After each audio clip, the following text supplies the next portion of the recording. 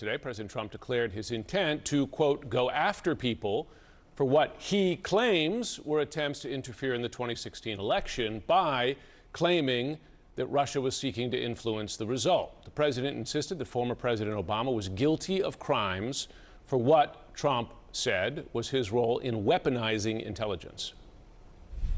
The leader of the gang was President Obama, Barack Hussein Obama. Have you heard of him? Look, he's guilty. It's not a question. I like to say, let's give it time. It's there. He's guilty. This was treason. CNN's Kevin Liptak is at the White House for us. Kevin, it's notable this response came during a question about Ghislaine Maxwell, but can you fact check what the president is suggesting here?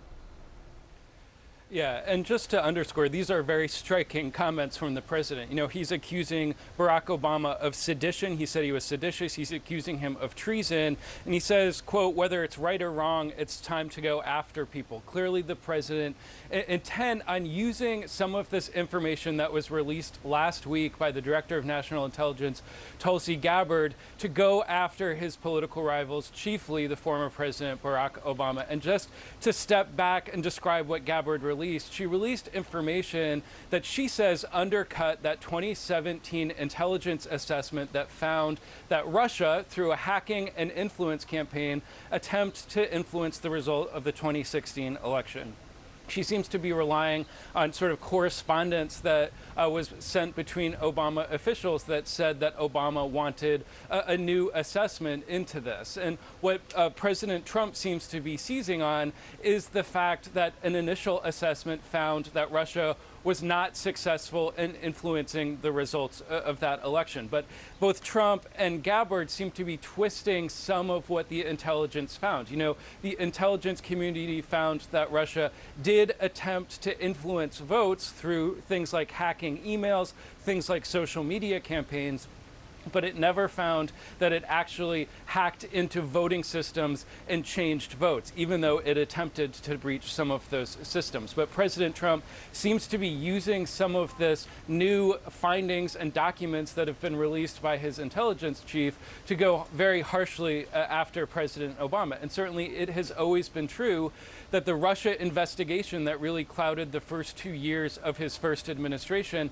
has long been in his head as an attempt to undermine his legitimacy. He has repeatedly called it the Russia hoax. Now the president seems more intent than ever on going after some of the people who he thinks were responsible for it. And just over the weekend, we saw him post quite a striking AI-generated video of President Obama in the Oval Office being arrested by FBI agents.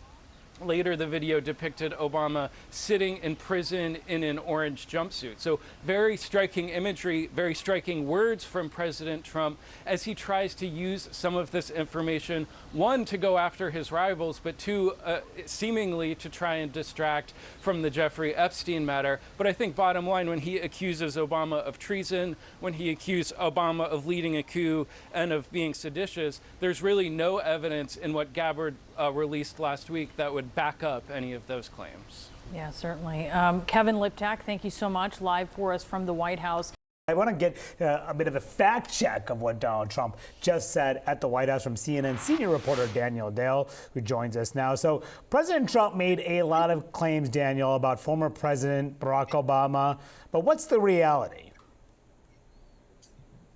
Well, President Trump has a long history of accusing former President Obama of committing crimes while not specifying how exactly those crimes were supposedly committed. So in this case, he kept saying Obama was caught, his name was on a document, didn't specify what Obama was caught doing, and did not say what document he was talking about. So it's a bit difficult to fact check, but I think there's a strong chance he's talking about something highlighted by a director of national intelligence, Tulsi Gabbard, that refers to an email post-election in 2016 where the member of the intelligence community said the president had directed the intelligence community to come up with a new assessment of how Russia had attempted to use tools to intervene in the 2016 election. So two things about that. First of all, that is post-election.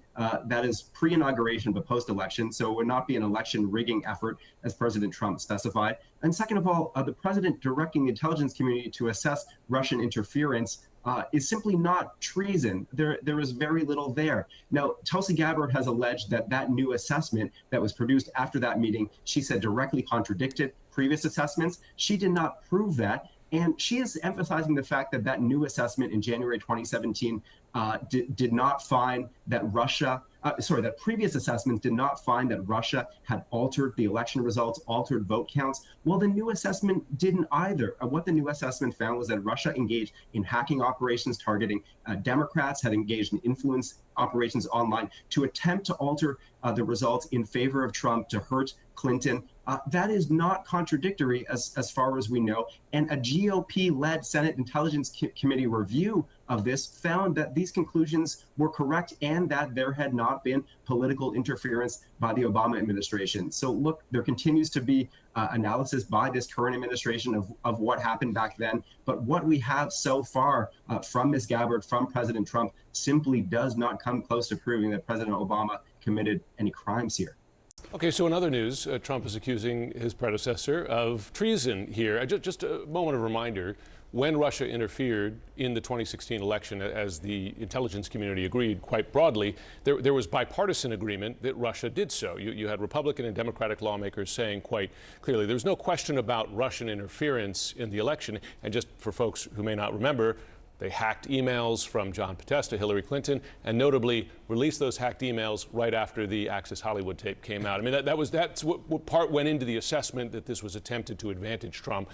Intelligence community never found that they influenced votes or voting systems, et cetera. From a legal perspective here, is there any legal evidence grounding for a U.S. attorney to take up these referrals and actually prosecute? Well, a U.S. attorney can take up whatever they want if it's handed to them, and frankly, they ought to. If they get a referral, there is not a serious case here for treason or sedition or whatever else. You know, Jim, from your long work overseas, that intelligence estimates or intelligence assessments are sometimes ambiguous. There are different opinions that can be made about them, but merely disagreeing with one or the findings of one or what's drawn from one is not treason, which is the act of, number one, seeking to overthrow a government, or number two, seeking to kill a sovereign of a nation. It's just silly. Now, can it be a hassle and a pain in the ass to the person who's investigated, who's got to hire a lawyer and go through all the motions? Sure, but this is not an investigation that would be grounded in any reality. But when you have the president raising the prospect of using these levers, right? These legal levers of his administration. I mean, what is the risk in that? Just remind us. No, you know what I think the risk is? It's public misinformation. I think people do not know what treason is or what sedition is or what any crime is. And they hear the words from someone in a profound position of authority who can get in people's heads and say, wait a second, I think those guys actually did try to commit acts of treason. So more than anything else, it's bad civics for the population that just doesn't understand these very hard legal questions. There's that old saying that a prosecutor could indict a ham sandwich, right? Yeah. If they go before a grand jury, essentially a one-sided affair. Right.